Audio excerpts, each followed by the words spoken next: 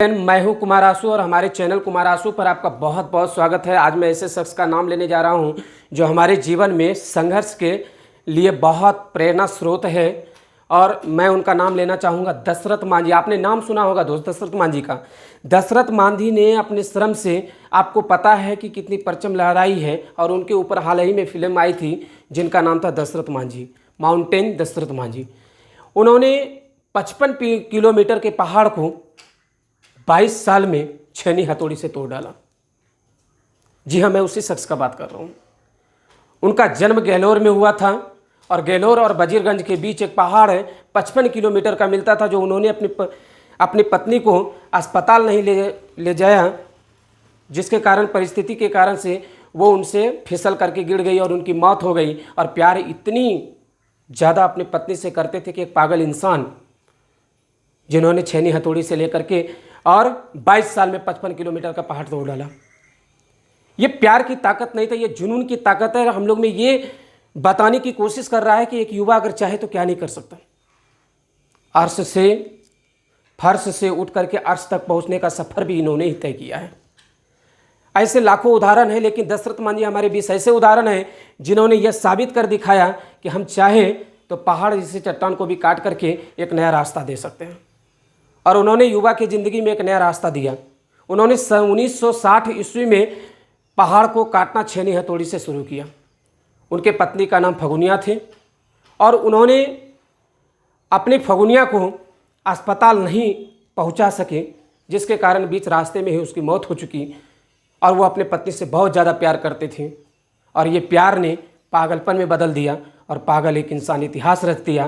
क्योंकि मैंने बार बार यही वीडियो में दोहराता हूँ कि पागल इंसान एक इतिहास रचता है, और उन्होंने ऐसा कुछ रच दिया कि छेनी हथौड़ी से लेकर के 55 किलोमीटर का पहाड़ 22 साल में तोड़ दिया और अपना रिकॉर्ड कायम कर दिया। और दशरथ मांझी एक रास्ता तैयार कर दिया।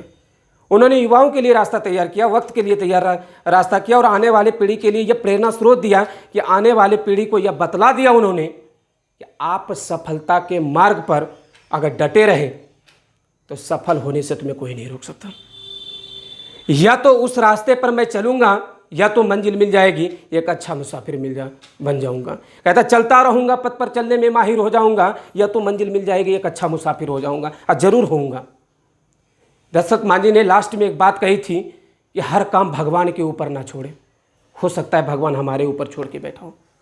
आप लगे रहिए और मनोबल से बनाए रखिए और मनोबल को हमेशा तृप्त कीजिए और हमेशा सोचिए कि संघर्ष से हासिल किया हुआ जो समय होता है, जो वक्त होता है, जो कंटेन होती है, वो कभी मिटता नहीं है, वो हमेशा आगे बढ़ता चला जाता है। और ये बात हमें दशरथ मांझी जी ने बताई।